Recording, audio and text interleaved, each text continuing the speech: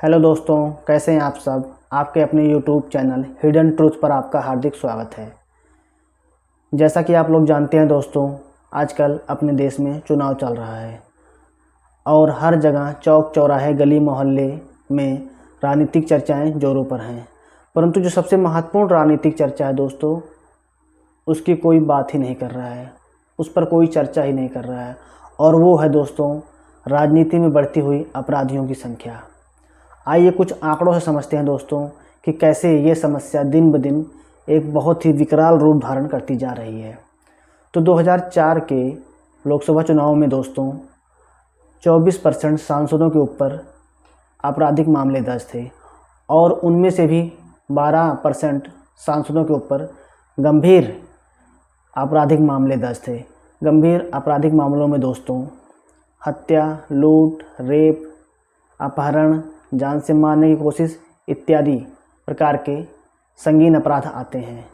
और ये आंकड़ा बढ़ता हुआ दोस्तों 2014 के लोकसभा चुनाव में 34% तक जा पहुंचा और उन 34% में भी दोस्तों 21% सांसदों के ऊपर गंभीर आपराधिक मामले दर्ज थे।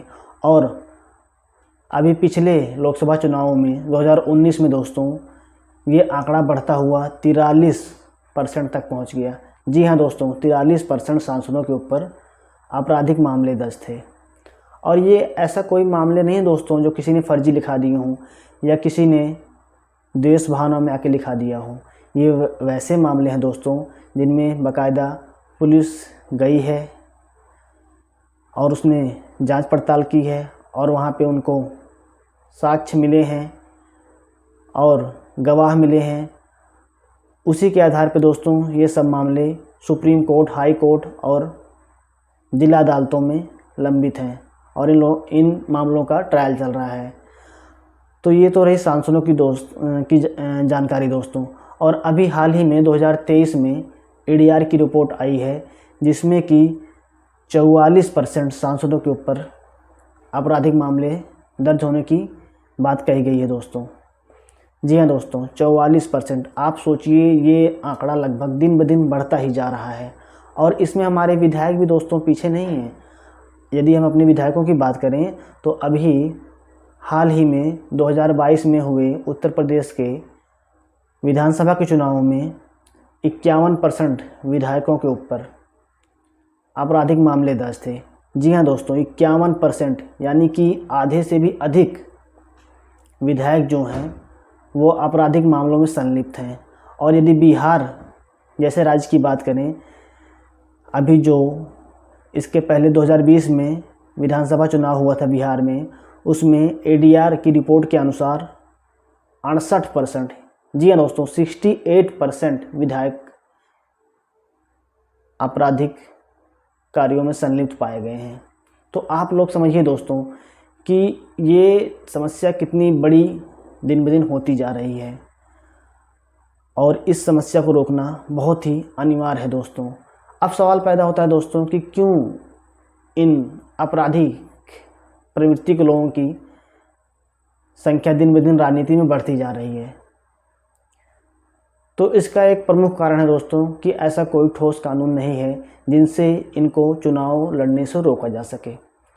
और दूसरा दोस्तों, राजनीतिक पार्टियां भी इनको स्वयं प्रमोट करती हैं, इनको स्वयं धड़ल्ले से टिकट बांटती हैं, क्योंकि उनको भी पता है दोस्तों कि इन जैसे लोगों का किस क्षेत्र पर प्रभाव ज़्यादा है और वो लोग आसानी से वहाँ से चुनाव जीत जाएंगे। तो इसीलिए राजनीतिक पार्टियां भी उन लोगों को धड़ल्ले से टिकट बांटती हैं।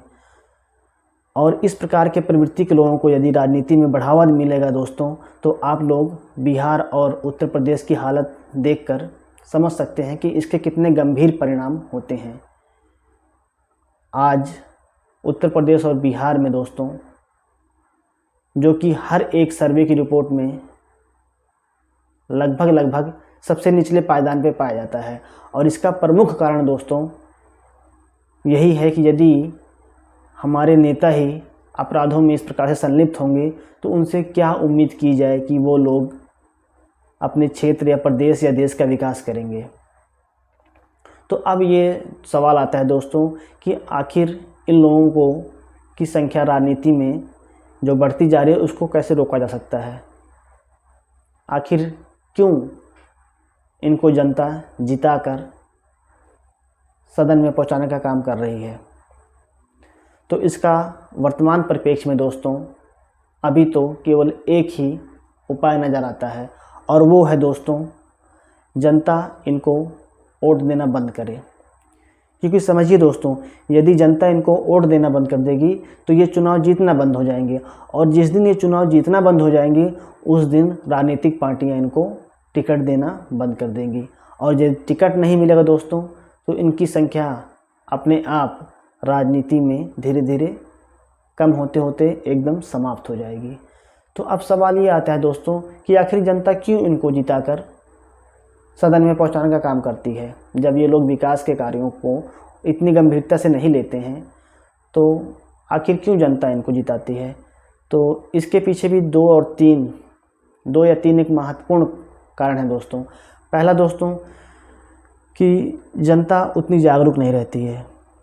कहने का अर्थ है दोस्तों कि जनता अपने रोज़मर्रा के कार्यों में, अपने दैनिक जीवन में, अपने नौकरी पेशा जीवन में, अपने व्यावसायिक जीवन में इतना उलझी हुई रहती है कि उसको इतना समय ही नहीं है कि वो अपने उम्मीदवार, अपने क्षेत्र के उम्मीदवार कैंडिडेट के विषय में जानकारी हासिल करे कि क्या वो व्यक्ति कैसा है, क्या वो व्यक्ति शिक्षित है, पढ़ा लिखा है, क्या वो व्यक्ति किसी अपराधों में तो संलिप्त नहीं है, और उस व्यक्ति की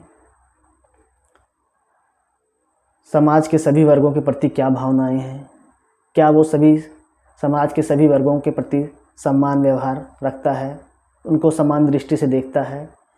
ये सब जानकारियाँ इकट्ठा करने की दोस्तों जनता या लोगों के पास उतना समय नहीं है, क्योंकि वो लोग अपने दैनिक जीवन में इतने उलझे हुए होते हैं। और दूसरा है दोस्तों, जो कि सबसे महत्वपूर्ण कारण है दोस्तों, जाति प्रेम, पार्टी प्रेम, व्यक्ति प्रेम। जी हाँ दोस्तों, ये एक बहुत ही कॉमन सा क्राइटेरिया है दोस्तों कि लोग जो हैं अपनी जाति के लोगों को देखते हैं और उनको वोट दे देते हैं। उन्हें कोई फ़र्क नहीं पड़ता दोस्तों कि वो व्यक्ति कैसा है, वो उम्मीदवार कैसा है, कहीं वो व्यक्ति अपराधी किस्म का तो नहीं है, उसकी शिक्षा कैसी है, उसका पुराना बैकग्राउंड क्या है, यदि वो पहले भी कहीं से चुना गया है किसी क्षेत्र से तो उस क्षेत्र में लोगों की उनके बारे में क्या राय है, ये सब देखने की ज़रूरत ही नहीं समझते हैं। व्यक्ति उनकी जाति का है, बस उनके लिए इतना ही काफ़ी है और वो उसको वोट दे के आ जाते हैं। दूसरा होता है दोस्तों पार्टी प्रेम। किसी व्यक्ति को कोई पार्टी पसंद है तो वो उसी पार्टी के उम्मीदवार को वोट करते हैं, भले ही व्यक्ति वो आपराधिक मामलों में संलिप्त हो, भले ही व्यक्ति वो अनपढ़ हो, भले ही वो व्यक्ति लोगों को समान व्यवहार नहीं करता है, लोगों से समान व्यवहार नहीं करता है, लोगों के प्रति, समाज के सभी वर्गों के प्रति समान दृष्टि नहीं रखता है। इससे उनको कोई फ़र्क नहीं पड़ता है। बस उनको कोई पार्टी पसंद है, वो उसी पार्टी के उम्मीदवार को वोट दे के चले आते हैं। और तीसरा है दोस्तों व्यक्ति प्रेम। यदि मुझे कोई व्यक्ति पसंद है तो मैं उसको वोट दे के चला आऊँगा, उसको बेझिझक वोट दे दूँगा। इससे लोगों को कोई लेना देना नहीं है कि वो व्यक्ति कैसा है, उसके विषय में थोड़ी जानकारी कर लें, क्या वो व्यक्ति हमारे वोट के लायक भी है कि नहीं, क्या वो व्यक्ति इतनी योग्यता रखता है कि उसको जिताकर विधानसभा या संसद में भेजने का काम किया जाए। इन लोगों से कोई मतलब नहीं है इन चीज़ों से। तो ये कुछ महत्वपूर्ण कारण है दोस्तों जिससे कि आजकल राजनीति में अपराधियों की संख्या दिन ब दिन बढ़ती ही जा रही है। और अपराधियों को बढ़ावा देने से क्या परिणाम होता है दोस्तों, वो आप लोग उत्तर प्रदेश और बिहार जैसे राज्यों की स्थिति देखकर भली भांति समझ सकते हैं।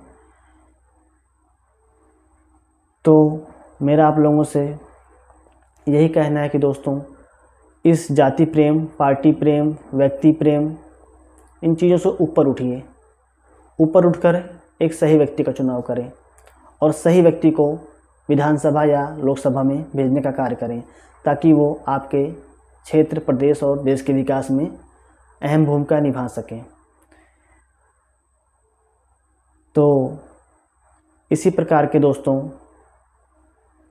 आम जनता से जुड़े मुद्दों के विषय में रोचक जानकारियाँ प्राप्त करने के लिए अपने हिडन ट्रूथ यूट्यूब चैनल को लाइक करें, शेयर करें, सब्सक्राइब करें दोस्तों, क्योंकि आप लोगों का सहयोग अति आवश्यक है दोस्तों। धन्यवाद।